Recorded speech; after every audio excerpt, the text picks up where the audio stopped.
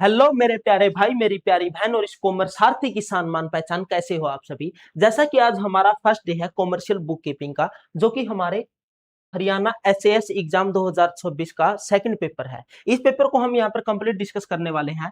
आज के इस फर्स्ट डे में कॉमर्शियल बुक कीपिंग को स्टार्ट करने से पहले हमें यह जानना होगा कि कॉमर्शियल बुक कीपिंग होती क्या है। क्योंकि ये अकाउंटिंग का पार्ट है, इसलिए हमें अकाउंटिंग का मीनिंग, अकाउंटिंग का नेचर, अकाउंटिंग के ऑब्जेक्टिव, अकाउंटिंग की स्कोप, अकाउंटिंग के जो हमारे लिए एडवांटेज रहने वाले, अकाउंटिंग की लिमिटेशन और अकाउंटिंग की कितनी सारी ब्रांचेस हैं, इन सभी पर हम इस वीडियो के अंदर डिस्कस करेंगे। तो बने रहिएगा वीडियो के लास्ट तक। अच्छा, अकाउंटिंग होती क्या है। अकाउंटिंग है जो जो ये हमारी अकाउंटिंग है, ये क्या है। ये हमारा एक इंफॉर्मेशन सिस्टम है। अकाउंटिंग एक इंफॉर्मेशन सिस्टम है। इंफॉर्मेशन किस चीज का?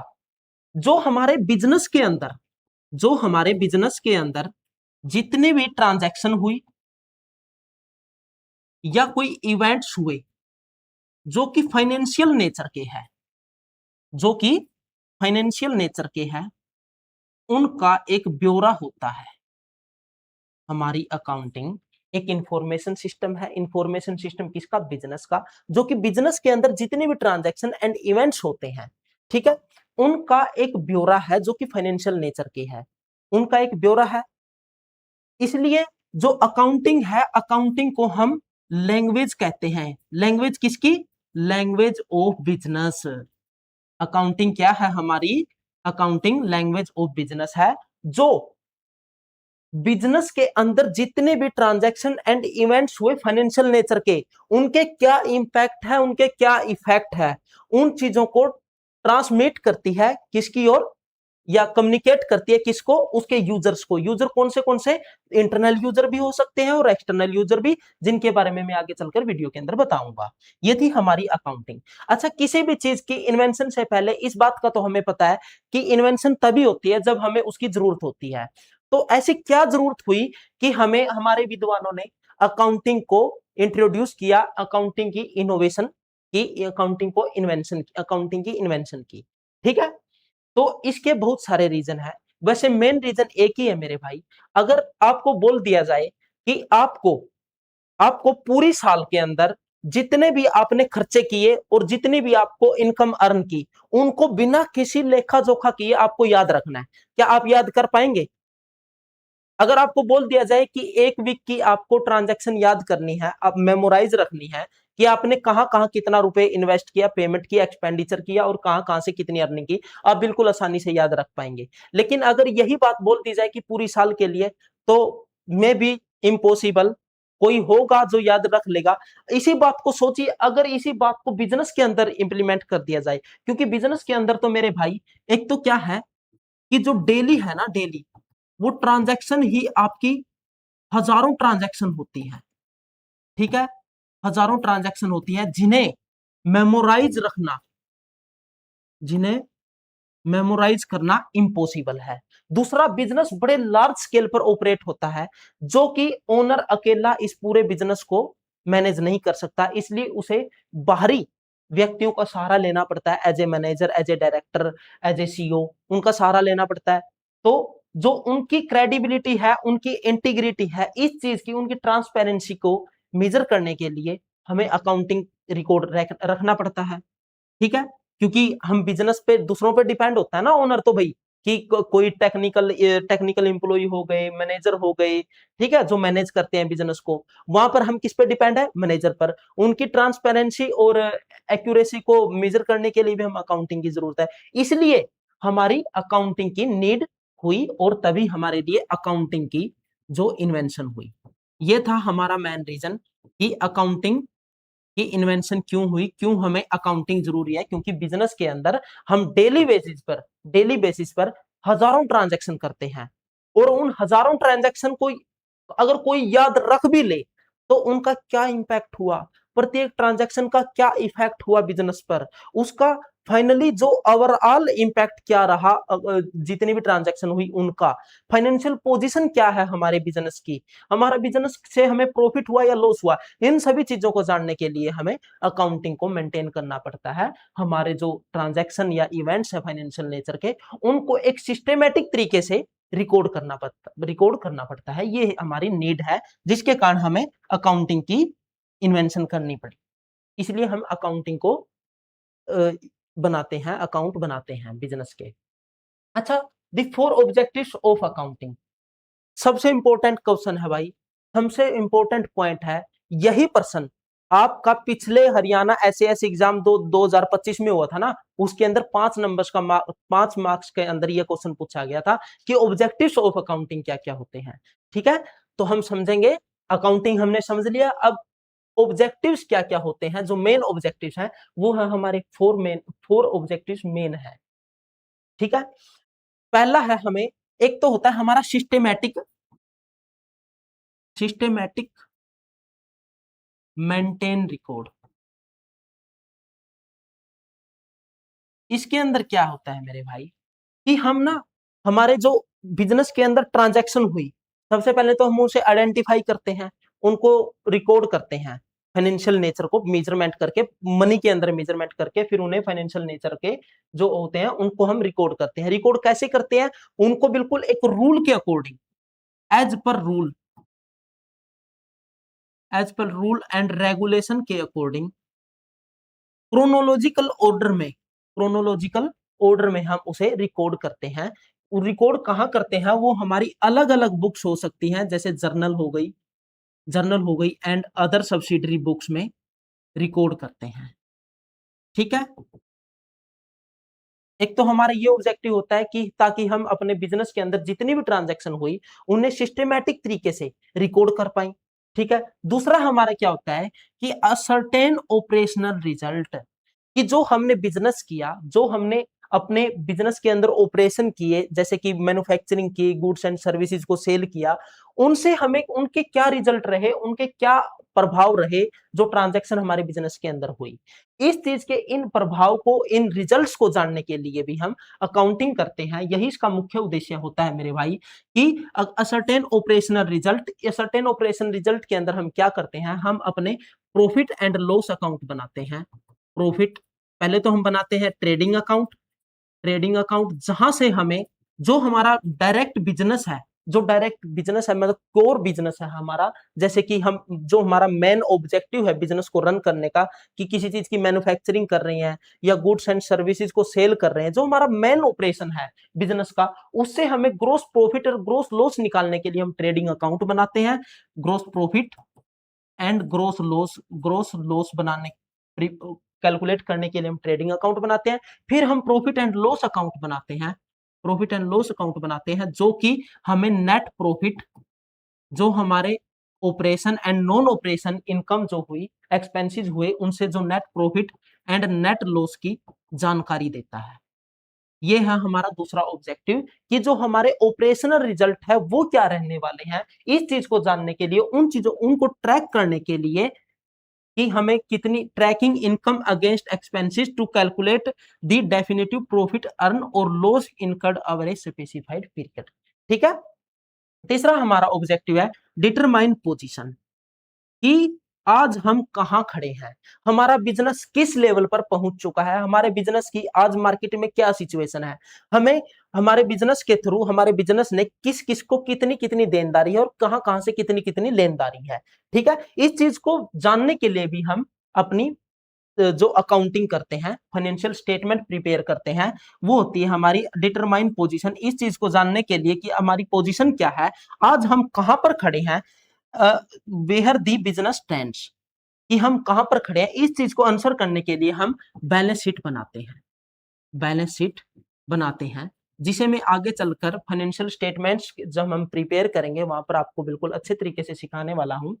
ठीक है, तो इस चीज को जानने के लिए भी, ये भी हमारा मुख्य ऑब्जेक्टिव होता है अकाउंटिंग का। ठीक है, चौथा ऑब्जेक्टिव क्या है, जो हमारे पास रिजल्ट आए उनको हम कम्युनिकेट करते हैं यूजर्स को, क्योंकि अल्टीमेटली हमने बोला कि जो हमारी अकाउंटिंग है वो क्या है, वो लैंग्वेज है बिजनेस की। या अकाउंटिंग एक इंफॉर्मेशन सिस्टम है, जो इंफॉर्मेशन है वो किसको प्रोवाइड की जाती है, वो यूजर को प्रोवाइड की जाती है, तो कम्युनिकेट टू यूजर्स, ठीक है, furnishing reliable financial data to interested party, ठीक है। जैसे कि इंटरेस्टेड पार्टी कौन कौन हो गए, जो हमारे इंटरनल यूजर है, इंटरनल यूजर में आ गए हमारे ओनर हो गए, मैनेजमेंट हो गई, और एक्सटर्नल यूजर में बैंक्स हो गए, क्रेडिटर हो गए, इन्वेस्टर हो गए, ठीक है। ये हमारे चार ऑब्जेक्टिव्स हैं जो कि पिछली बार क्वेश्चन आया था 5 नंबर्स का। अब हमारी जो अकाउंटिंग है वो डिफाइन की है, किसने डिफाइन की है, वो की है अमेरिकन अकाउंटिंग एसोसिएशन ने, ठीक है। अमेरिकन अकाउंटिंग एसोसिएशन ने हमें अकाउंटिंग को किस तरीके से डिफाइन किया है, उन्होंने बताया कि accounting as the process, accounting क्या है, एक प्रोसेस है, प्रोसेस भी कैसे, कंटिन्यूस प्रोसेस है जो कि लगातार चलती रहती है जब तक बिजनेस रन करता है हमारा, ठीक है। Accounting as the process of identifying, पहले पहचानेंगे उनको, फिर मेजर करेंगे, मेजर किस में करेंगे, मनी में, जिन ट्रांजैक्शन को हम मनी में मेजर कर सकते हैं, measuring, and communicating economic information, जो कि हमारी आर्थिक सूचनाएं हैं उन्हें हम कम्युनिकेट करेंगे। In practice this unfold in 7 continuous steps, ठीक है। इस प्रैक्टिस को जो हम किस किस में अनफोल्ड करेंगे, 7 कंटिन्यूस स्टेप है हमारे, जो कौन से हैं। सबसे पहले हम क्या करेंगे, आइडेंटिफाई करेंगे। अच्छा, जो ये प्रोसेस है, जो ये कंटिन्यूस प्रोसेस मैंने बताई, जो हमारी अमेरिकन अकाउंटिंग एसोसिएशन डिफाइन किया है, ये प्रोसेस है। अगर क्वेश्चन में आ जाए कि अकाउंटिंग के नेचर लिखिए, अकाउंटिंग का स्कोप लिखिए, या अकाउंटिंग की फीचर लिखिए, या अकाउंटिंग का कैरेक्टरिस्टिक्स लिखिए, तो आपको ये 7 के 7 पॉइंट वहां पर लिख देने हैं, ठीक है। अगर बात की जाए, क्वेश्चन आ जाए नेचर का, अकाउंटिंग का नेचर क्या है, अकाउंटिंग का स्कोप क्या है, या अकाउंटिंग की फीचर्स क्या क्या है, फीचर, या अकाउंटिंग की कैरेक्टरिस्टिक्स क्या क्या है, कैरेक्टरिस्टिक्स, ठीक है। तो आपको ये 7 के 7 स्टेप वहां पर लिख देने हैं, यही इसका आंसर होगा। तो पहला स्टेप क्या है, सबसे पहले तो हम अकाउंटिंग के अंदर आइडेंटिफाई करेंगे। आइडेंटिफाई किस चीज को करेंगे, जो कि फाइनेंशियल ट्रांजैक्शन है, जो फाइनेंशियल इवेंट है, जिनका जिनका जो प्रभाव है अल्टीमेटली वो फाइनेंशियल नेचर का है। देखिएगा, फाइनेंशियल नेचर के बहुत सारे हो सकते हैं, लेकिन हम आइडेंटिफाई करेंगे। आइडेंटिफाई करने के बाद फिर हम जो हमने फाइनेंशियल नेचर के थे, जिनसे हमें जिनके घटने से, जो घटना हम घटित हुई, या कोई ट्रांजैक्शन हुई या इवेंट हुआ, जिनके घटित होने से कोई हमें प्रॉफिट या लॉस होता है, उसको हम आइडेंटिफाई करेंगे। Locating financial events via vouchers और बिल्स, ठीक है। अगर हम पेमेंट करते हैं तो हमें रिसिप्ट मिलेगी, अगर हमने रिसिप्ट, हमारे पास कैश आया है तो हमारे पास वाउचर वगैरह, बिल वगैरह आएंगे, ठीक है। तो आइडेंटिफाई करेंगे, आइडेंटिफाई करने के बाद फिर हमें उसे मेजर करेंगे। मेजर किसमें, मनी में। देखिएगा मेरे भाई, एक्सप्रेसिंग इवेंट स्ट्रिक्टली इन मॉनेटरी टर्म्स। अच्छा, देखिएगा, सपोज कीजिए हमारे बिजनेस के अंदर स्ट्राइक चल गई, 2 दिन की स्ट्राइक हुई। जो 2 दिन की स्ट्राइक हुई, क्या उसका फाइनेंशियल इंपैक्ट नहीं पड़ेगा हमारे बिजनेस पर? बिल्कुल पड़ेगा, क्योंकि लॉस तो उससे भी होगा। लेकिन क्या हम इस स्ट्राइक से होने वाले लॉस को हम अकाउंटिंग के अंदर मेंशन करेंगे, अकाउंटिंग के अंदर लेकर आएंगे, उसका लेखा जोखा करेंगे? बिल्कुल भी नहीं। क्यों नहीं करेंगे? क्योंकि हम उसे एक्यूरेटली मेजर नहीं कर सकते कि हमें कितना लॉस हुआ। सपोज कीजिए कि हमारा एक बहुत ही वेल स्किल्ड मैनेजर था और वो हमारी कंपनी को छोड़कर चला गया। अब उसकी स्किल्ड न होने के, उसके अंदर जो स्किल्ड थी, जो वो स्किल्ड हमारे बिजनेस से चली गई, अब उसके कारण हमें जो लॉस हुआ, क्या हम उसको अकाउंटिंग के अंदर लेकर आएंगे? क्या उसकी अकाउंटिंग करेंगे? बिल्कुल भी नहीं। क्योंकि क्योंकि जो हमें आइडेंटिफाई तो कर ले कि ये फाइनेंशियल ट्रांजैक्शन है, इसका मतलब प्रॉफिट एंड लॉस हो सकता है हमारे बिजनेस को, लेकिन अगर जब हम उसे मेजर करेंगे मॉनेटरी टर्म्स में, तो वो इस कंडीशन को पूरी नहीं कर पाएगी, इसलिए हम यहाँ पर उसकी एंट्री नहीं करेंगे। हम अपने बिजनेस की जो बुक्स है, अकाउंटिंग बुक्स है, उसके अंदर उन्हीं टर्म्स को, उन्हीं इवेंट्स, ट्रांजैक्शन को लिखेंगे जिन्हें हम मॉनिटरिंग टर्म में मेजर कर सकते हैं, जिन्हें हम मॉनिटरी टर्म में मेजर करके माप सकते हैं कि इतना एक्चुअल इसका इंपैक्ट हुआ। क्योंकि स्ट्राइक हुई उससे हम एग्जैक्ट पता नहीं लगा सकते कि हमें कितना लॉस हुआ, और जो मैनेजर चला गया उससे भी हम एग्जैक्ट पता नहीं लगा सकते कि उसकी स्किल के कारण, उसकी स्किल न होने के कारण हमें कितना लॉस होगा। इसलिए जिन ट्रांजैक्शन को हम मनी में मेजर कर सकते हैं, मनी में माप सकते हैं, उनको ही हम अपनी अकाउंटिंग बुक्स में, जो अकाउंटिंग बुक्स है उनके अंदर लिखेंगे। ठीक है, फिर हमारा तीसरा स्टेप है, यहां तक हमने बिल्कुल मेजर कर लिया कि हाँ हाँ हम इन टर्म्स को मनी में मेजर कर सकते हैं। सपोज कीजिए हमने कोई परचेज की थी 10 कुर्सियां, प्रत्येक 100 रुपए की थी, तो हम इसे मेजर कर सकते हैं इस मॉनेटरी टर्म में। फिर हम क्या करेंगे, उसको रिकॉर्ड करेंगे, recording, logging transaction into journals. ठीक है, जो हमने ट्रांजैक्शन की, फाइनेंशियल ट्रांजैक्शन की, उसको हम रिकॉर्ड करेंगे, या तो हम करेंगे जर्नल में। अगर हमारा बिजनेस छोटा है, स्मॉल स्केल का बिजनेस है, तो वहां पर हम एक ही बुक मेंटेन करते हैं, जर्नल। अगर हमारा बिजनेस लार्ज स्केल का है, जहां पर हम प्रत्येक के लिए अलग अलग बुक्स मेंटेन करते हैं, मान लीजिए हमें, जिसे हम बोलेंगे, क्या बोलेंगे हम, सब्सिडरी बुक्स। ठीक है, सब्सिडरी बुक्स, जैसे कि हमने परचेज किया कोई सामान, तो उसकी भी अलग से परचेज बुक होगी। ठीक है, हमने सेल किया हमारा गुड्स एंड सर्विसेज, उसकी भी सेल बुक होगी। कोई कैश आया हमारे पास, उसकी भी कैश बुक होगी। ऐसे हमारे हमारे पास बहुत सारी बुक्स होती हैं। ठीक है, उन उन बुक्स के अंदर हम रिकॉर्ड करेंगे। रिकॉर्ड करने के बाद जब हमने अपनी बुक्स में बहुत सारी ट्रांजैक्शन को रिकॉर्ड कर लिया, जर्नल में, जर्नल में कैसे करते हैं हम, क्रोनोलॉजिकल ऑर्डर में करते हैं, क्रोनोलॉजिकल ऑर्डर में करते हैं। ठीक है, क्रोनोलॉजिकल ऑर्डर कैसा है, जैसे कि जो जो चीज आज आज है ट्रांजैक्शन हुई, उसको आज की डेट में, आज की डेट में बहुत सारी ट्रांजैक्शन हो गई, फिर अगला दिन आया, अगला दिन भी बहुत सारी ट्रांजैक्शन हो गई, फिर अगला दिन आया, अगला दिन भी बहुत सारी ट्रांजैक्शन हो गई। इस तरीके से हम रिकॉर्ड करते हैं। फिर उन ट्रांजैक्शन को हम क्लासी, जो इन इन अकाउंट्स, बुक्स ऑफ अकाउंट्स में हमने ट्रांजैक्शन की, उनको हम एक जगह इकट्ठा करते हैं। सिमिलर सिमिलर जो ट्रांजैक्शन थी उनको एक प्लेस पर इकट्ठा करते हैं, उसे क्या बोलते हैं हम, उसे बोलते हैं हम लेजर। लेजर, मान लीजिए, सपोज कीजिए कि हमने सैलरी पेड की अमित को, फिर हमने सैलरी पेड की सुमित को, फिर हमने सैलरी पेड की नैन्सी को। तो ऐसे बहुत सारे इंप्लॉय को हमने सैलरी पेड की। क्या हम सबके लिए अलग अलग बुक्स लगाएंगे, क्या सबके लिए अलग अलग अकाउंट्स बनाएंगे? नहीं, हम इसे कहाँ ट्रांसफर कर देंगे, कहाँ सभी ट्रांजैक्शन जो सैलरी पेड की हमें पेमेंट की है, उसको कहां पर लेकर जाएंगे, हम लेकर जाएंगे सैलरी अकाउंट में। ठीक है, ये होती है हमारी क्लासीफाइंग। क्लासीफाइंग जैसे कि जहां सेम सिमिलर एक्टिविटी है, जो सिमिलर ट्रांजैक्शन है, उनको हम एक जगह पर लिख लेते हैं। ठीक है, जिसे हम कहते हैं लेजर। लेजर के अंदर पोस्टिंग करते हैं। तो हमारा पांचवा स्टेप है, उसके अंदर फिर हम क्या करते हैं, यहाँ पर हमने अलग अलग ट्रांजैक्शन के लिए, जो सेम ट्रांजैक्शन, सेम नेचर की ट्रांजैक्शन, उनके लिए एक अकाउंट बना लिया। अब इन अकाउंट्स का रिजल्ट क्या रहा, इन अकाउंट्स का हमारे बिजनेस पर क्या प्रभाव पड़ा, उसकी हम, उसको हम समराइज कहां पर करते हैं, उसको समराइजिंग करते हैं नेक्स्ट स्टेप पर। उसको समराइजिंग करते हैं कि condensing data into profit and loss and balance sheet.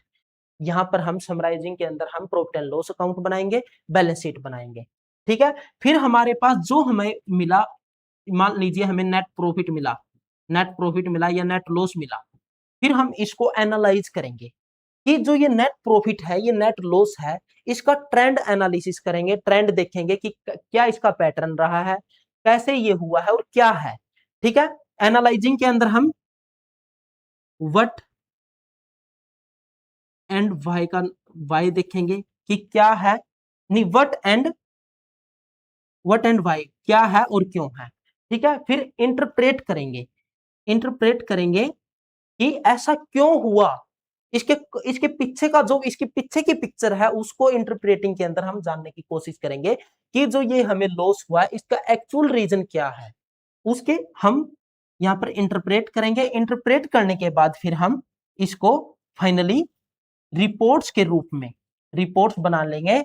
फिर इन रिपोर्ट्स को हम अपने यूजर्स को कम्युनिकेट कर देंगे। ये थी हमारी प्रोसेस अकाउंटिंग की, जो कि हमारी कैरेक्टरिस्टिक्स और फीचर्स भी बनती है। ठीक है, अच्छा, द डिसिप्लिन हायरार्की।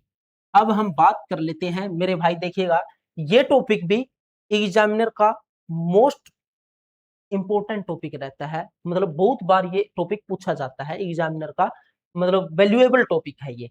ठीक है, तो अब जानिएगा हायरार्की क्या है, जो हमारा डिसिप्लिन है अकाउंटेंसी जो डिसिप्लिन है, जो अकाउंटेंसी डिसिप्लिन है उसकी हायरार्की क्या है, ठीक है, उसके स्तर क्या क्या है। सबसे पहले स्टार्ट होती है बुक कीपिंग। बुक कीपिंग सबसे छोटा है। बुक कीपिंग होता क्या है, book keeping the narrowest scope, इसका छोटा स्कोप होता है। The mechanical art of identifying, measuring, recording and classifying data, ठीक है। मतलब कि जो बुक कीपिंग है उसके अंदर हम 4 स्टेप को ही लेकर चलते हैं। सबसे पहले हम डाटा को आइडेंटिफाई करेंगे, फाइनेंशियल ट्रांजैक्शन को, फिर हम उसको मनी में मेजर करेंगे, मनी में मेजर करने के बाद उसको रिकॉर्ड करेंगे, रिकॉर्ड करने के बाद जितनी भी वो सेम ट्रांजैक्शन थी उनको एक प्लेस पर लेकर आएंगे, जिसे हम लेजर बनाते हैं। मतलब कि लेजर बनाने तक का जो डाटा है, जो लेजर बनाने तक का डाटा है वो हम लेते हैं बुक कीपिंग में। आगे चलकर हम इसका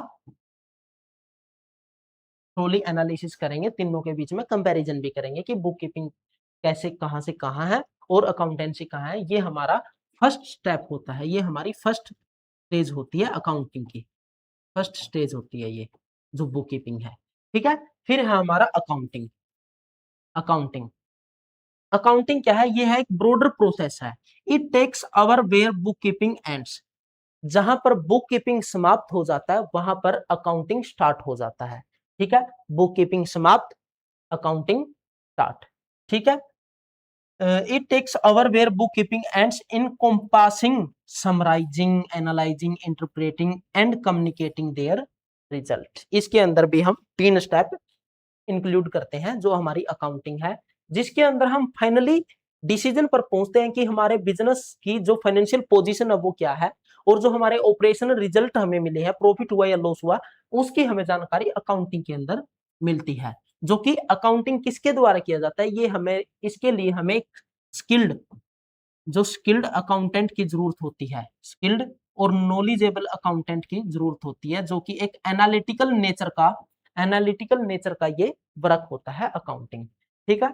अब इसके बाद आता है हमारा अकाउंटेंसी, जो कि एक डिसिप्लिन है, एक सब्जेक्ट है, जो गाइड करता है, किसे गाइड करता है, बुक कीपिंग को और अकाउंटिंग को, ठीक है। जो हमारा अकाउंटेंसी है वो क्या है, जो हमारा अकाउंटेंसी है वो क्या है, दी अवर अकेडमिक साइंस है। ये जो अकाउंटेंसी है ये हमारी साइंस है। किस चीज की साइंस है, इसके अंदर हमारे पास rule, regulation, principle and standard होते हैं, जो समय समय पर अकाउंटेंट को गाइड करते हैं कि किस तरीके से क्या क्या तो रिकॉर्ड करना है। जो हमें बुक्स, अकाउंटिंग बुक्स रखी हुई है उनके अंदर क्या क्या तो रिकॉर्ड करना है, और उनके रिकॉर्ड करने के क्या क्या रूल है, क्या क्या रेगुलेशन है, और किन चीज को हमें कॉम्प्लायंस करना है, किन किन रूल रेगुलेशन को हमें कॉम्प्लायंस करना है।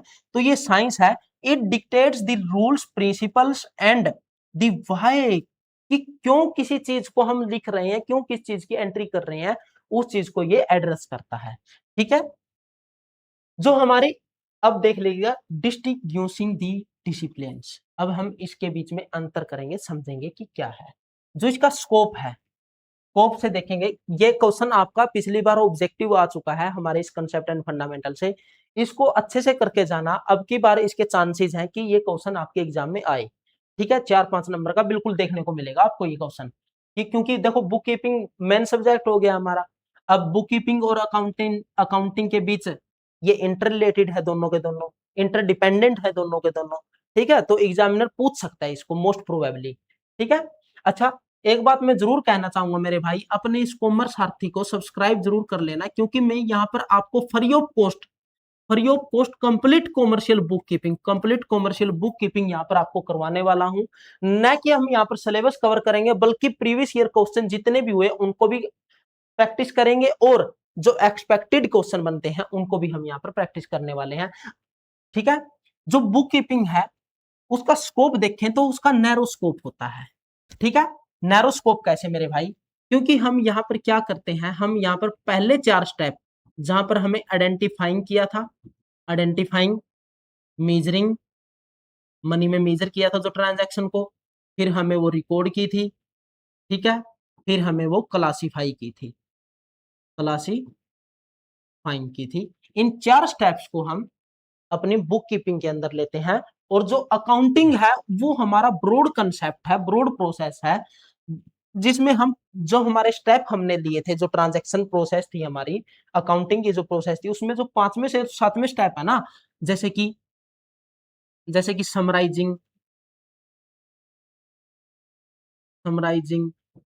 एनालाइजिंग एंड इंटरप्रिटेशन, ठीक है, एंड कम्युनिकेशन, इन तीनों स्टेप को हम किसके अंदर लेते हैं, इसको लेते हैं हम अकाउंटिंग के अंदर। और अकाउंटेंसी क्या है हमारी, ये एक हमारा एक डिसिप्लिन है, यूनिवर्सल लॉ है, जो कि साइंस है, ये रूल्स है हमारे। अकाउंटेंसी एक साइंस है जो किसकी है, जो रूल्स एंड रेगुलेशन को कंटेन किए हुए हैं, रूल्स एंड रेगुलेशन को कंटेन किए हुए हैं, ठीक है। ये था एक पहला बेस जो कि डिफरेंस कर सकते हैं हम जिसके भी पर। दूसरा है इनकी स्टेज कौन सी है। जो हमारी बुक कीपिंग है ये हमारी फर्स्ट स्टेज की होती है, फर्स्ट स्टेज है, और जो हमारी अकाउंटिंग है वो है हमारी सेकंड स्टेज, क्योंकि जहां पर बुक कीपिंग समाप्त होता है वहां पर हमारा अकाउंटिंग स्टार्ट होता है, ठीक है। बुक कीपिंग फर्स्ट स्टेज है और अकाउंटिंग हमारी सेकंड स्टेज है, ठीक है।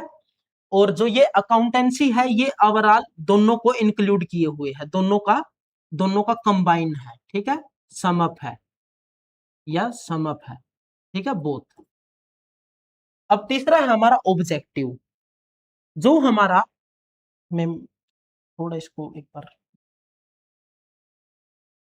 तीसरा है हमारा ऑब्जेक्टिव। ऑब्जेक्टिव क्या क्या है, जो हमारी बुक कीपिंग है उसका मेन ऑब्जेक्टिव क्या है कि जो हमारे पास ट्रांजैक्शन हुई, फाइनेंशियल ट्रांजैक्शन हुई, उसको हम रिकॉर्ड करें, record transaction as per rules and regulation, rule regulation and policy, ठीक है, उसके अकॉर्डिंग हमें, इसका मुख्य उद्देश्य ही जो बुक कीपिंग उसका मुख्य उद्देश्य ये रहता है कि जो हमारे पास ट्रांजैक्शन हुई उनको एज पर रूल्स रेगुलेशन और पॉलिसी के बिहाव पर के बेस पर हम उसका अच्छे से रिकॉर्ड करें, ठीक है। और जो हमारी अकाउंटिंग है उसका मेन ऑब्जेक्टिव क्या रहता है, अकाउंटिंग का मेन ऑब्जेक्टिव रहता है कि हम जाने कि हमारे बिजनेस से हमें, जो हमारा ऑपरेशन है, हमारा बिजनेस है, उसकी उससे हमें क्या क्या प्रॉफिट एंड लॉस हुए, प्रॉफिट एंड लॉस क्या क्या हुए, आई मीन ऑपरेशनल, जो ऑपरेशन से हमें क्या क्या प्रॉफिट एंड लॉस हुए और उसकी फाइनेंशियल पोजीशन क्या है, उसकी फाइनेंशियल पोजीशन क्या है, ठीक है। और जो अकाउंटेंसी है उसका ऑब्जेक्टिव क्या होता है, उसका ऑब्जेक्टिव होता है गाइड करना। ये गाइड किसको करता है, गाइड करता है ये अकाउंटिंग वर्क को, ठीक है, अकाउंटिंग वर्क को ये गाइड करता है, इसका अकाउंटेंसी का ऑब्जेक्टिव ये है। अब हम बात करेंगे नेचर की, कि बुक कीपिंग का क्या नेचर है, अकाउंटिंग का क्या नेचर, अकाउंटेंसी का क्या नेचर है। जो हमारी बुक कीपिंग है उसका नेचर क्या है, ये रूटीन वर्क है, ये क्या है, रूटीन वर्क है, एंड क्लैरिकल नेचर का है, ये क्लैरिकल नेचर का है, क्योंकि इसके अंदर हम क्लैरिकल रूप में काम करते हैं, रिकॉर्ड करते हैं ट्रांजैक्शंस को, ठीक है। चाहे वो सॉफ्टवेयर में भी हो सकती है या आपकी बुक्स ऑफ अकाउंट्स में मैनुअल वे में भी आप रिकॉर्ड करते हैं, ठीक है। जो हमारा अकाउंटिंग है ये एनालिटिकल एंड इंटरप्रेटिव नेचर का होता है। एनालिटिकल मतलब कि हम एनालिसिस करते हैं कि जो हमारे बिजनेस में ट्रांजैक्शन हुई या इवेंट्स हुए उनका हमारे बिजनेस में ये हुआ क्यों, क्या है और क्यों हुआ, इन चीजों को हम यहाँ पर अकाउंटिंग के अंदर हम इन चीजों को आइडेंटिफाई करते हैं, व्हाट एंड व्हाई को, ठीक है। और जो अकाउंटेंसी है ये एक साइंटिफिक है एंड एकेडमिक है, ठीक है, इसका नेचर कैसा है, ये एक साइंटिफिक एंड एकेडमिक डिसिप्लिन है, ठीक है। जो स्किल है, अच्छा, अब स्किल के बिहाव पर हम इसको इसमें कंपैरिजन कर लेते हैं। जो बुक कीपिंग है उसके लिए लो लेवल की स्किल चाहिए, हमें लो लेवल की स्किल चाहिए आपको। कम कम स्किल वाला एम्प्लॉय भी अकाउंट, जो बुक कीपिंग का वर्क है उसको कर सकता है, लेकिन जो ये अकाउंटिंग है ना मेरे भाई, अकाउंटिंग है, इसके लिए आपको हाई स्किल का एम्प्लॉय चाहिए, क्योंकि जो अकाउंटिंग है इसके अंदर बहुत सारे जो जजमेंट है, जो हमारे निर्णय है वो बहुत सारे जजमेंट और स्किल नॉलेज के बेस पर लिए जाते हैं। अब सपोज कीजिए कि हमें हमारी एसेट पर डेप्रिसिएशन लगाना है, तो डेप्रिसिएशन के लिए हमें उसकी एस्टिमेटेड जो वर्क लाइफ है ना एसेट की, कि ये कितने साल तक ये काम करने वाली है, उसका एस्टिमेट लगाना है। तो उसके लिए तो आपके पास स्किल होनी चाहिए, एनालिटिकल स्किल होनी चाहिए। अब हमें पता करना है कि हमारे पास इन्वेंट्री है, इन्वेंट्री का हमें वैल्यूएशन करना है कि वो मार्केट प्राइस पर किया जाए या उसकी बुक वैल्यू के प्राइस पर किया जाए। तो ऐसी ऐसी हमें जजमेंट करनी पड़ती है, डिसीजन लेने पड़ते हैं, जिसके लिए हमें हाई स्किल की जरूरत होती है अकाउंटिंग वर्क में। लेकिन जो अकाउंटेंसी है इसमें स्किल क्या भाई, इसकी तो हमें नॉलेज होनी ही चाहिए। ठीक है, आउटपुट क्या रहेगा, जो बुक कीपिंग हम प्रिपेयर करेंगे, अकाउंटिंग प्रिपेयर करेंगे, इनका आउटपुट क्या रहने वाला है।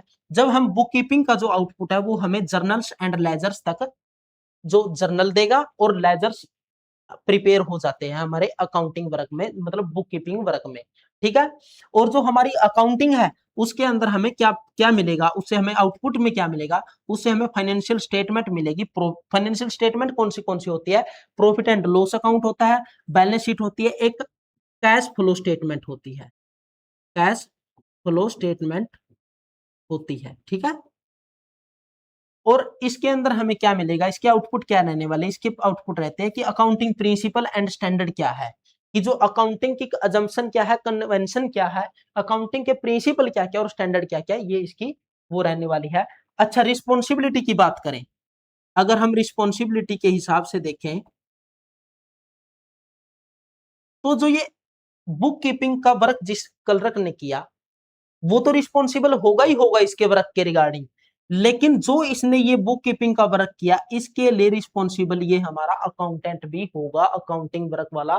क्योंकि जो इसकी जो अकाउंटिंग हम बनाएंगे वो किस पर बेस करती है, इस पर बेस करती है।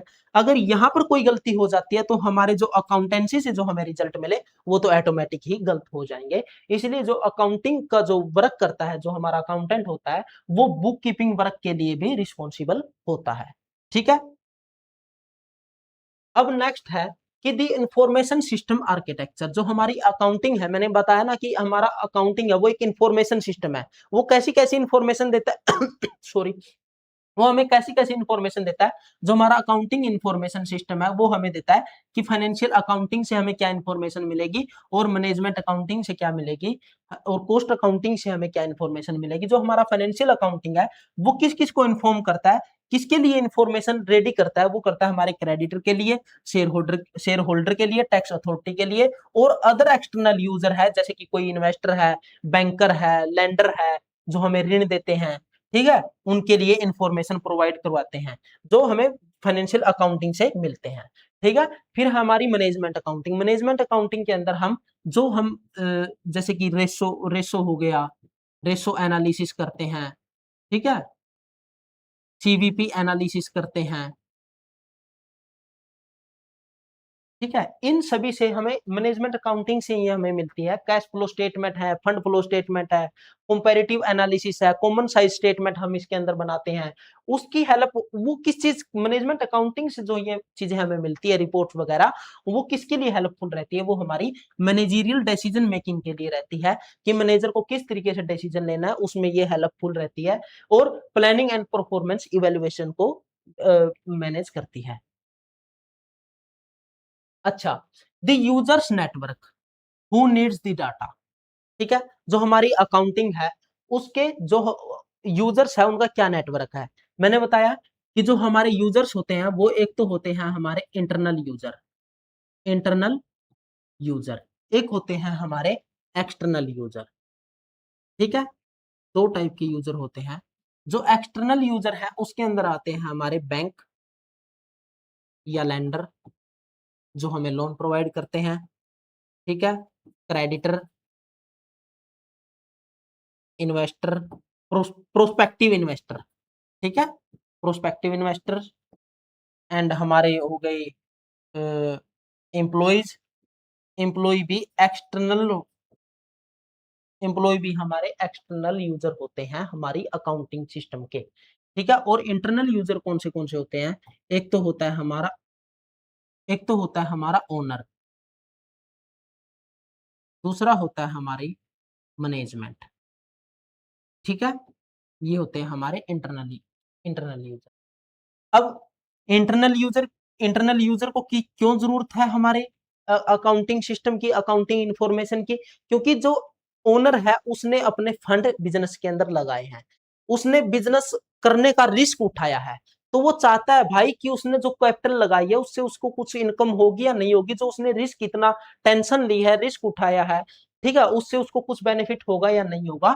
तो वो जानना चाहता है कि इज अवर कैपिटल सेफ और ग्रोविंग, सेफ एंड ग्रोविंग, हमारी जो हमने कैपिटल इन्वेस्टमेंट की वो सेफ है और ग्रोविंग कर रही है या नहीं कर रही, ठीक है। फिर दूसरा होते हैं हमारे मैनेजर, जो हमारे इंटरनल यूजर होते हैं हमारी अकाउंटिंग इंफॉर्मेशन के, और operation efficient and on plan, कि जो हमने ऑपरेशन किए वो हमारे एफिशिएंट है या नहीं है, मतलब उन्हें कम कॉस्ट पर पूरा किया गया या नहीं किया गया, समय पर पूरा किया गया या नहीं किया गया, उन्हें हमारे प्लान के अकॉर्डिंग पूरा किया गया या नहीं किया गया, तो वो इंफॉर्मेशन हमें अकाउंटिंग इंफॉर्मेशन से मिलती है, ठीक है। अब हम बात करेंगे हमारे एक्सटर्नल यूजर की। एक्सटर्नल यूजर में हम सबसे पहले लेते हैं लेंडर्स और बैंक्स, कि जो हम जिससे हमें लोन लेना है।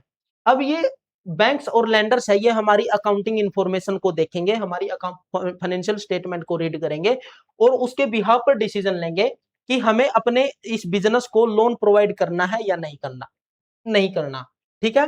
फिर होते हैं हमारे एम्प्लॉय, एम्प्लॉय भी चाहते हैं कि हमारी जो कंपनी है वो फाइनेंशियल स्टेबल है या नहीं है, क्या हमारा इस जो जिस कंपनी में आज हम एम्प्लॉयड हैं, हम अपने तन मन धन से काम कर रहे हैं, क्या उस कंपनी में हमारा फ्यूचर सिक्योर है या नहीं है, क्या वो अर्निंग एंड ग्रोथ कर रही है या नहीं कर रही। तो इन चीजों को जानने के लिए भी एम्प्लॉय भी क्यूरियोसिटी रखता है अकाउंटिंग इंफॉर्मेशन में, ठीक है।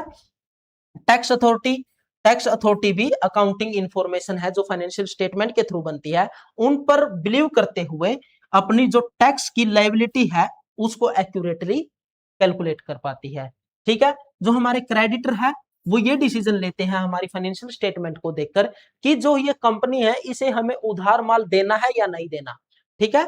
इन चीज का डिसीजन भी हम फाइनेंशियल स्टेटमेंट जो हमारी अकाउंटिंग इंफॉर्मेशन के तहत हमें मिलती है उससे इसके भी यहाँ पर ये क्रेडिटर डिसीजन लेते हैं, ठीक है। जो हमारे इन्वेस्टर हैं, कि जो इन्वेस्टर है प्रोस्पेक्टिव इन्वेस्टर हैं, जो भावी निवेशक हैं, वो हमारी अकाउंटिंग इंफॉर्मेशन के बेस पर ये डिसीजन लेते हैं कि हमें इस कंपनी में इन्वेस्टमेंट करना है या नहीं करना है, अगर करना है तो कितनी अमाउंट तक करना है और कितना हमें रिस्क रहने वाला है।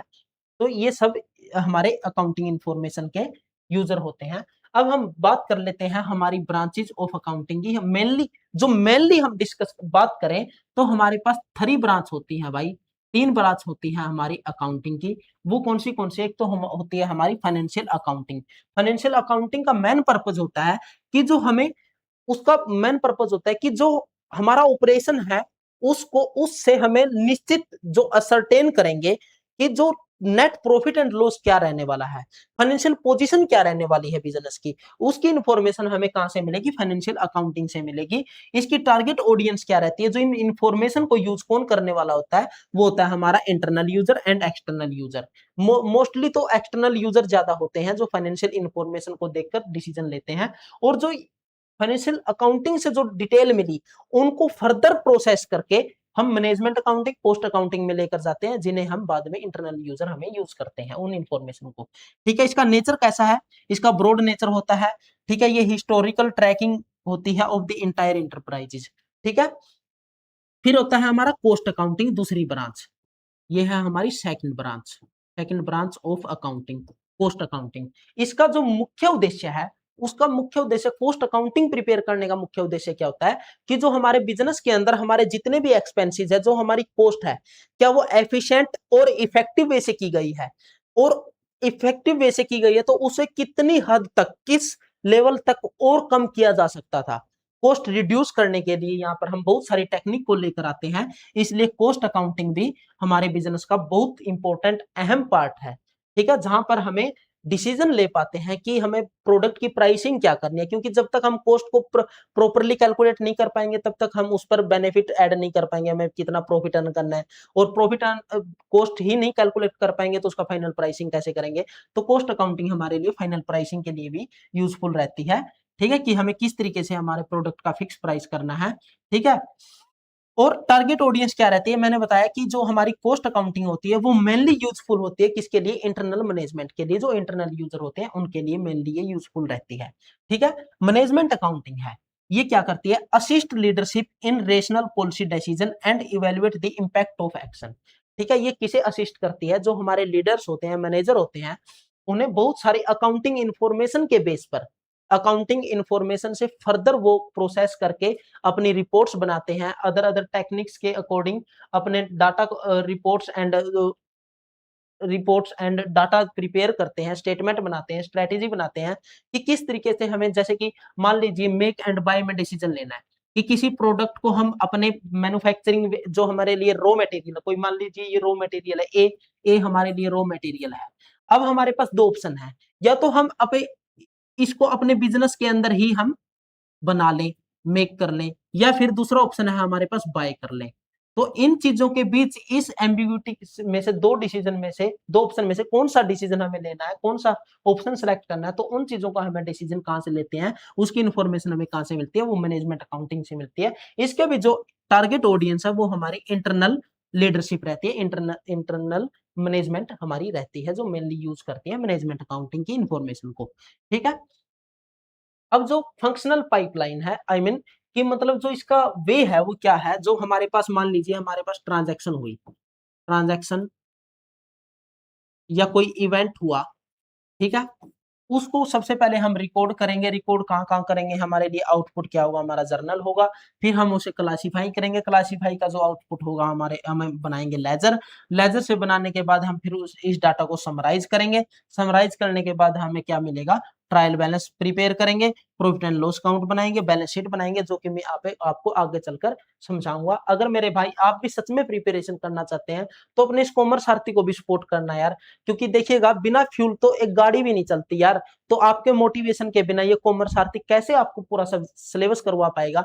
तो वीडियो को ज्यादा से ज्यादा शेयर कीजिएगा, वीडियो को ज्यादा से ज्यादा अपने इंप्लॉय के ग्रुप्स में डालिएगा, जो जिसको आपको भी पता है ना कि मेरा ये भाई है, ये दोस्त है, या मेरा कलीग है, कोई भी एसओ का प्रिपेयर कर रहा है, एसओ की प्रिपरेशन कर रहा है, तो भाई आपका ये commerce Sarathi free of cost आपकी प्रिपरेशन करवाने वाला है। एक तो देखिएगा फ्री ऑफ कॉस्ट, दूसरा क्या है कि लेक्चर ही हम इस प्रकार से हम प्रिपेयर करेंगे कि आपका कम से कम समय में ज्यादा से ज्यादा कंटेंट आपको प्रोवाइड करवा सकूं।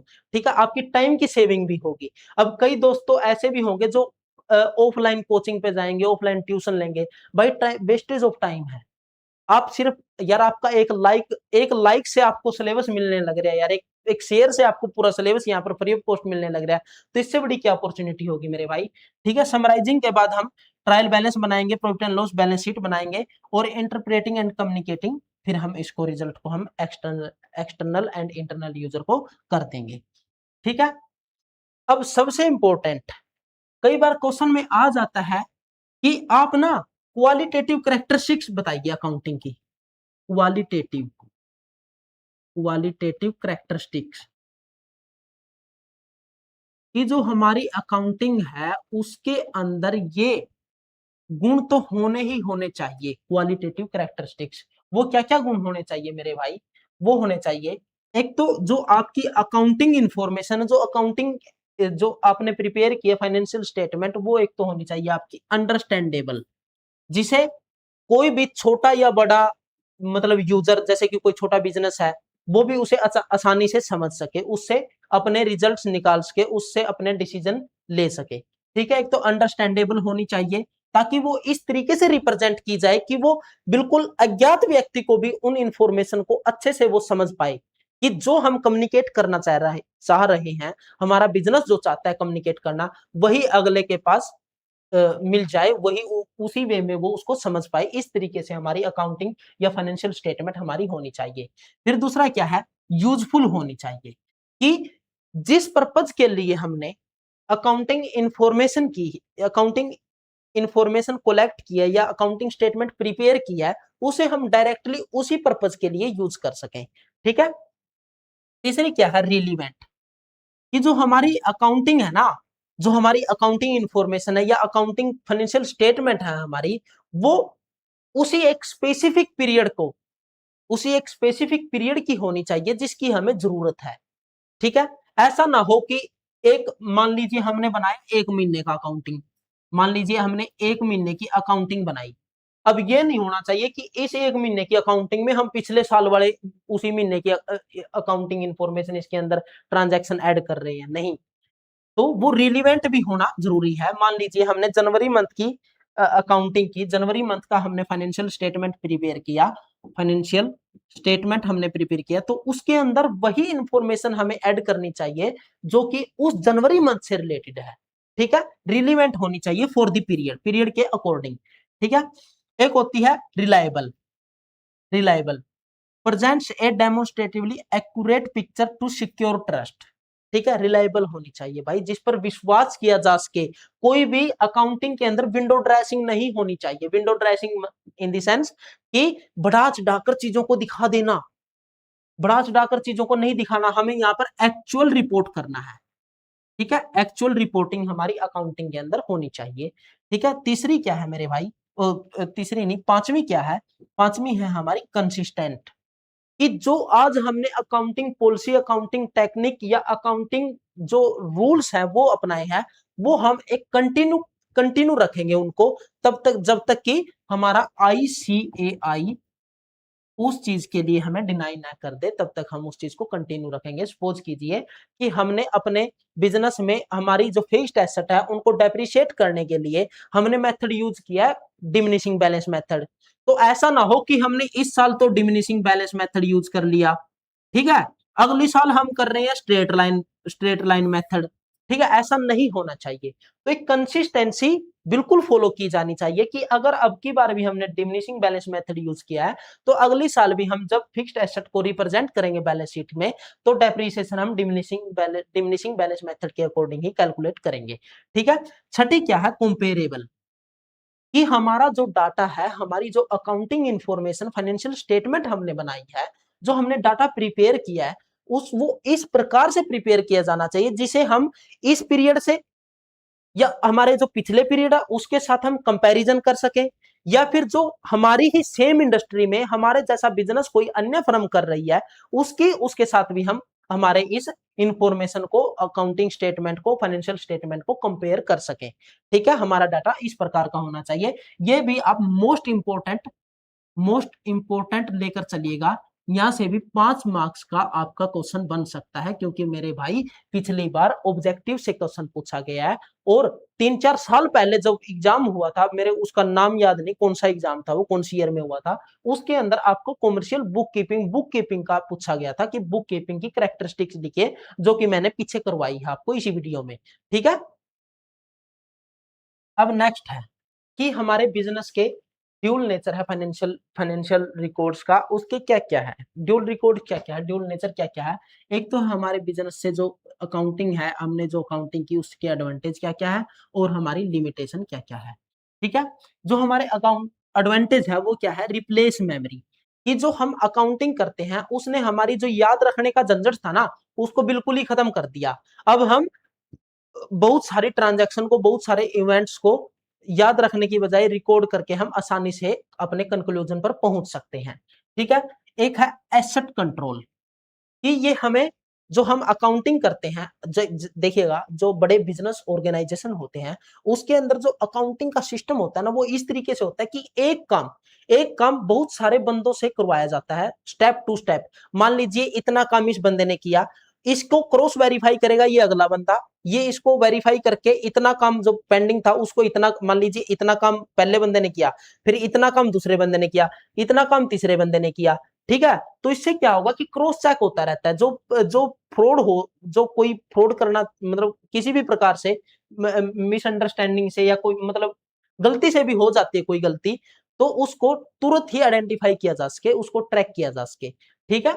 और कोई मतलब कुलप्रीट नेचर की जो एक्टिविटी होती है ना, ठीक है, उनको भी यहाँ पर प्रिवेंट किया जा सकता है, एसेट कंट्रोल करता है ये हमारी, ठीक है, accounting system. Tax and value, कि जो हमारी अकाउंटिंग, जो हमें अकाउंट बनाए हैं हमारे एज पर अकाउंटिंग स्टैंडर्ड, वो हमें टैक्स अथॉरिटी का जो हमें टैक्स कैलकुलेट करना है उसके लिए एक स्ट्रॉन्ग बेस प्रोवाइड करते हैं, ठीक है, कि इनकम पे कितना परसेंट टैक्स हमें पे करना है उसको एक स्ट्रॉन्ग बेस प्रोवाइड करते हैं, कि एक निश्चित अमाउंट पे बता देते हैं कि इतने प्रॉफिट पर हमें टैक्स देना है। ठीक है। वैल्यू, वैल्यू क्या होती है?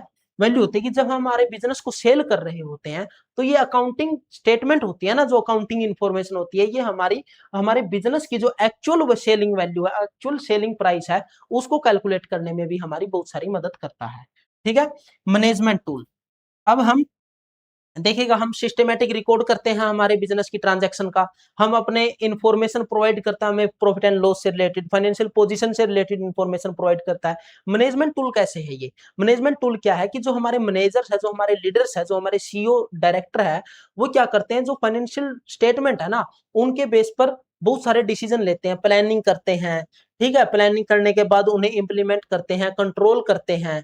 ठीक है। बहुत सारी डिसीजन मेकिंग, डिसीजन लेते हैं, उनमें भी अकाउंटिंग इंफॉर्मेशन का यूज करते हैं। तो ये मैनेजमेंट के लिए भी एक टूल है। अब इसकी लिमिटेशन क्या क्या है? इग्नोर्स दी इंटेंजिबल, ये क्या है कि ये ओनली क्वांटिटेटिव इंफॉर्मेशन को ही कलेक्ट करता है। जो हमारा अकाउंटिंग इंफॉर्मेशन सिस्टम है, जब हम अकाउंटिंग करते हैं तो हम उसके अंदर केवल जिन्हें हम मॉनेटरी मेजर कर सकते हैं, मनी में मेजर कर सकते हैं ट्रांजैक्शन को, उनको ही हम रिकॉर्ड करते हैं, न कि क्वालिटेटिव नेचर की। जो क्वालिटेटिव नेचर की है, मान लीजिए कि दो दो मैनेजर के बीच झगड़ा हो गया या मतलब स्ट्राइक हो गई, इन चीजों को हम ऐड नहीं करते हमारी अकाउंटिंग बुक्स में। ठीक है। तो हम ओनली क्वांटिटेटिव नेचर्स की जो ट्रांजैक्शन होती है उन्हें ही हम इसके अंदर ऐड करते हैं, इसलिए ये भी एक लिमिटेशन है।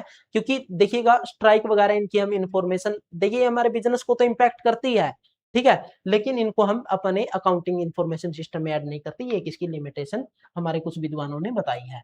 Historical bias, adopt historical cost ignoring current market valuation, कि जो हमारी जो फिक्स्ड एसेट होती है ना, fixed asset and fixed liability, उनको हम मार्केट वैल्यू पर रिप्रेजेंट ना करके बल्कि हिस्टोरिकल कॉस्ट पर ही रिप्रेजेंट करते हैं, हिस्टोरिकल कॉस्ट पर ही उनकी डेप्रिसिएशन वैल्यू निकालते हैं।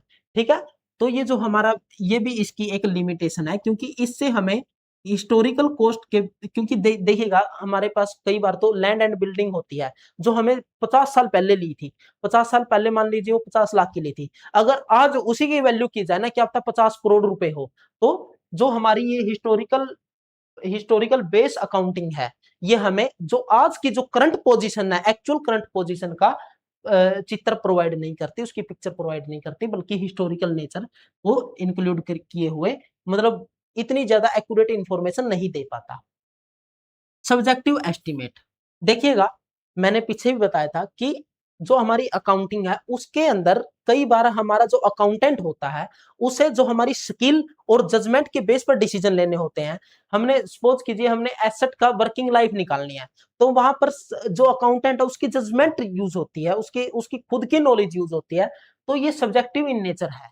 जहां पर जजमेंट और सब्जेक्टिव नेचर हो गया, वहां पर बायस्ड होना, मतलब बायस्ड होना नॉर्मल सी बात हो जाती है, वहां पर बायस्ड डिसीजन ले लिए जाते हैं कई बार। तो जो इन्फ्लुएंस्ड बाय पर्सनल जजमेंट है रिगार्डिंग एसेट लाइफ स्पैन, तो ये क्या करता है, ये हमें बायस्ड रिजल्ट देता है। बायस्ड रिपोर्ट हो सकती है कई बार, जो अकाउंटिंग इंफॉर्मेशन है, इंफॉर्मेशन वो बायस्ड हो सकती है। ठीक है। Lack granularity, general statement hide the specific profitability of individual activity. जो हमारे स्टेटमेंट फाइनेंशियल स्टेटमेंट है वो क्या करती है, जो एक्सटर्नल यूजर है उनको सिर्फ है ना एक जर्नल पिक्चर दे देती है कि हमारे बिजनेस में ना इतना प्रॉफिट हुआ, हमारे बिजनेस में इतना लॉस हुआ, लेकिन वो प्रॉफिट किस एक्टिविटी के कारण हुआ, वो मतलब किस एक एक्टिविटी से या किन कारणों से लॉस हुआ, किन कारणों से प्रॉफिट हुआ, उन सबका एक डिटेल्ड एनालिसिस या डिटेल्ड मतलब पिक्चर नहीं देती हमें, सिर्फ ये हमें ओवरऑल रिजल्ट प्रोवाइड करता है, न कि इंडिविजुअल आइटम या इंडिविजुअल ट्रांजैक्शन का इंपैक्ट और इफेक्ट बताता है। ठीक है। ये थी इसकी लिमिटेशन। अब देखिएगा, ये हमारा एक इंजन है, अकाउंटिंग का इंजन है। अकाउंटिंग का इंजन किस प्रकार दिखता है, हमारे पास हमारे बिजनेस में कोई ट्रांजैक्शन एंड इवेंट्स हुआ, ठीक है, जो ट्रांजैक्शन एंड इवेंट्स है उसको बुक कीपिंग के अंदर, पहले उसे बुक कीपिंग में डालेंगे। बुक कीपिंग की जो ये मशीनरी है, जो ये गिरारी वगैरह है, देखा ये गिरारी, इस पे क्या करेगी, उसको उसको क्या करेगी, आइडेंटिफाई करेगी। आइडेंटिफाई करने के बाद उसको मनी में मेजर करेगी, मनी में मेजर करने के बाद उसे क्लासिफाई करेगी, नहीं रिकॉर्ड करेगी, रिकॉर्ड करने के बाद उसे क्लासिफाई करेगी, फिर उसको इन गिरारियों के थ्रू पहुंचा देगी अपनी अकाउंटिंग के पास। अकाउंटिंग फिर उसको फर्दर एक्टिविटी करेगा, फर्दर एक्टिविटी कैसे करेगा, उसे समराइज करेगा, ठीक है, समराइज करने के बाद एनालिसिस इंटरप्रेट करेगा, इंटरप्रेट करने के बाद उसे कम्युनिकेट करेगा, कम्युनिकेट आगे आएगा।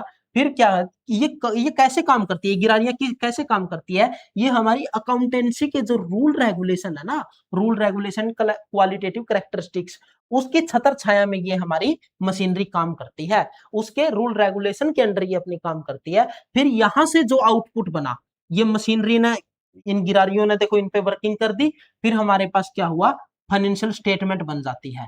ठीक है, फाइनेंशियल स्टेटमेंट हमारे लिए इंटरनल यूजर के लिए और एक्सटर्नल यूजर के लिए जाती है। फिर ये इंटरनल यूजर और एक्सटर्नल यूजर इन्हें यूज करके अपने जो इंपावर्ड डिसीजन लेते हैं, ये डिसीजन मेकिंग में हेल्प करती हैं। ठीक है, ये थी हमारी अकाउंटिंग के कंसेप्ट एंड डेवलपमेंट्स। अगला लेक्चर हम लेकर आएंगे अकाउंटिंग के रूल वगैरह, अकाउंटिंग के बेस, ठीक है, अकाउंटिंग की कन्वेंशन, अकाउंटिंग के एग्जाम्पशन, अकाउंटिंग के प्रिंसिपल। तब तक बने रहेगा अपने इस कॉमर्स आरती के साथ। Thank you.